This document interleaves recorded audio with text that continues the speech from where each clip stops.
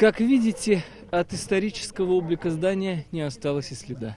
Вместо старинного дома Федина совершенно новая постройка. Новый облик, новые размеры, но прежние проблемы. Здание на том самом участке, где в мае 19-го был уничтожен объект культурного наследия. Дом, где в 40-е в эвакуации жил писатель Константин Федин. Интересно то, что сам Федин в своих воспоминаниях упоминает, как он здесь жил. Через 2 года на месте дома Федина о писателе, увы, ничего и не говорит. Вместо этого здесь появился вот такой одноэтажный сруб с мансардой, в котором, судя по леденеющим окнам, так никто и не живет.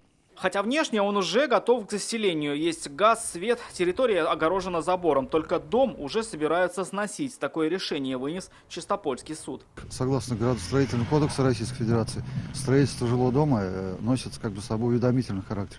То есть человек при намерении возвести дом обязан обратиться в органы исполнительного комитета, то, что я планирую построить дом. Этого сделано не было. Здесь практически был филиал помойки. Владелица дома Татьяна Мусина, которая уже выплатила штраф в 15 тысяч рублей за снос исторического здания, не собирается новый дом пускать под колеса трактора.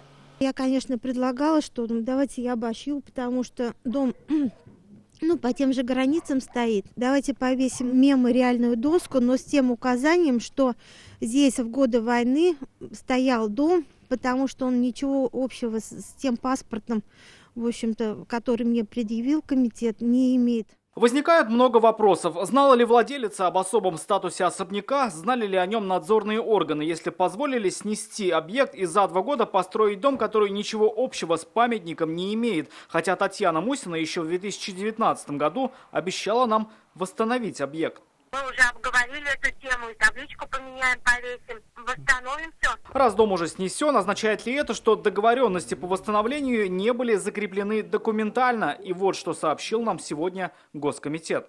Каких-либо гражданско-правовых договоров между этим лицом и комитетом нет. Ничего, она особняк построила вместо этого. Она аккуратный дом построила. В защиту владелицы дома говорят соседи. Они считают, что женщину не наказывать нужно, а поощрить. Старый дом ей достался в плачевном состоянии, в нем жили бездомные. Тут один умер, потом хозяин в последний, тоже в этом доме же умер. Вот.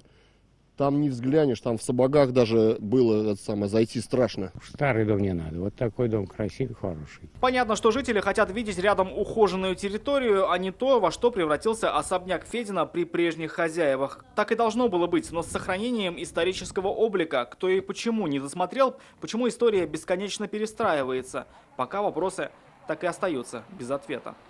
Рамиль Шайдуллин, Данил Филатов, ТНВ, Чистополь. Закажи рекламу на ТНВ. Телефон в Казани 5 705 100.